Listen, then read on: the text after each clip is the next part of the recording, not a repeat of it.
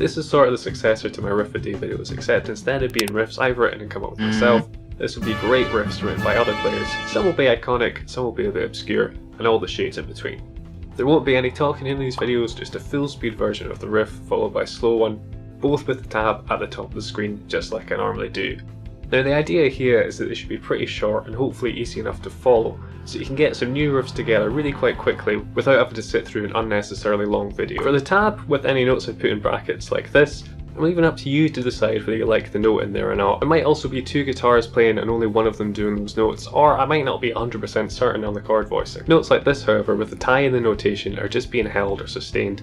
I'll post the tabs on my Instagram account and probably do them in a weekly group or something like that. I'll also be using repeat markers and things like this second repeat marker here. So for example, you play through normally the first time. Second time you skip the first repeat bar and go to the second. If I put in any other instruments, that will generally be annotated, so here you can see the text R means to arrange for, and I've tried my best to arrange the keyboard full for guitar.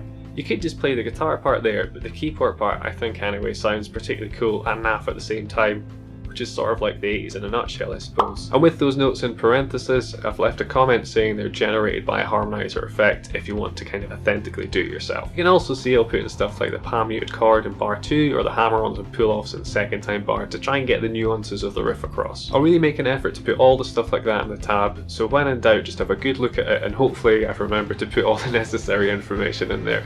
If any of that went over your head, let me know in the comments below, because I can always do a more comprehensive video just looking at tab and notation in general. The only other noteworthy thing here that springs to mind is that anything in E flat I'll probably just do in standard tuning to make life a bit easier. For this Learn Riffs Now series, I'm planning to use emojis to kind of help tag the video titles so you can identify if it's something you'd be interested in. For example, a trickier riff will have a chili, the more spice, the harder the riff. I'm going to use this guy for jazz and blues, this for reggae, these guys for funk, pop and dance, this for rock, both of these for classic rock, and these for 80s rock, probably this for blues rock.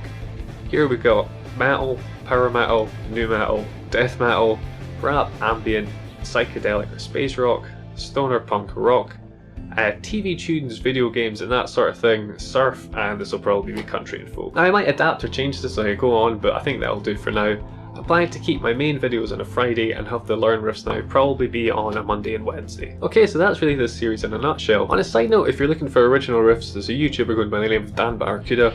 I'll link to his channel up there, I think it'll be. He contacted me a few weeks back and said he'd start recording his own riffs, and he kind of talks about them when he's doing them and gives you a bit more context, which is pretty cool.